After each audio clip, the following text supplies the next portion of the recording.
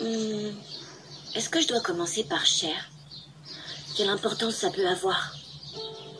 Disons seulement que ça me semblait être une bonne façon de commencer. En vérité, je sais même pas à qui je m'adresse. J'imagine que ça n'a pas grande importance. Ça risque d'être une lettre d'adieu bien triste. Mais je ressens soudain comme le besoin de méditer sur ma courte vie. Et à vrai dire, je m'oblige quelque peu à le faire. Ma vie est sur le point de se terminer de façon assez grotesque et lamentable, je dois dire. J'ai été kidnappée par une sorte de gang étrange. Et maintenant, ils essayent de déterminer si je suis de la viande de qualité. Je sais qu'il est trop tard pour des excuses.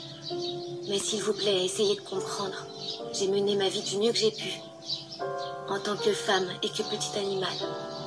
C'est la vérité vraie.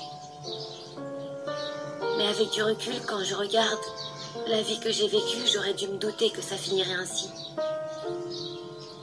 C'est vrai, après tout, une femme comme moi, née dans la peau d'une lapine naine, les chances de vivre une vie heureuse étaient assez minces. Je suis née dans une famille de lapins nains modeste et aimante, tout à fait ordinaire. C'était une vie paisible, on peut dire que j'ai eu une enfance agréable. J'étais la plus petite de mes frères et sœurs et en tant qu'avorton de la portée, mes parents me répétaient sans arrêt « Haru, tu ne dois jamais baisser ta garde. Nous, les lapins nains, faisons partie des herbivores les plus vulnérables qui soient. Alors il te faut être prudente. » Pourquoi? Parce que s'il arrivait quelque chose, tu serais la première à mourir. Pendant longtemps, j'ai pas été tout à fait convaincue de cette explication. Mais quand j'ai eu 10 ans, j'ai commencé à comprendre ce qu'il voulait dire. Oh, attends, laisse-moi te donner un coup de main. Merci beaucoup. Même lorsque j'ai atteint ma taille adulte, tout le monde a continué à me voir et à me traiter comme si j'étais encore un bébé. Pourquoi tu souris comme ça? Hein? Laisse tomber. Merci encore. C'est parce que je suis toute petite, toute chétive, que tout le monde a pitié de moi. Parce que je serai la première à mourir en cas de problème. Les gens se forcent toujours à sourire quand ils parlent avec de pauvres animaux comme moi.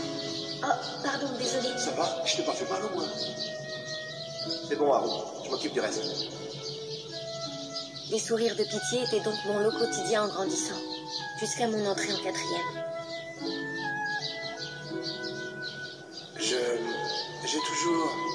J'ai toujours eu un faible pour toi.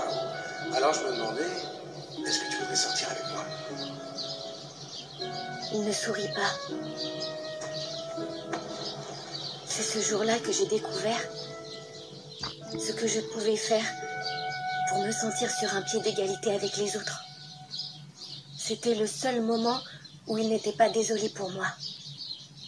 Lors d'une interaction honnête où on ne me traitait pas comme la plus faible. Je ne voulais pas qu'on ne voie en moi qu'une fragile petite lapine naine. Je voulais être vue telle que j'étais, la vraie Haru.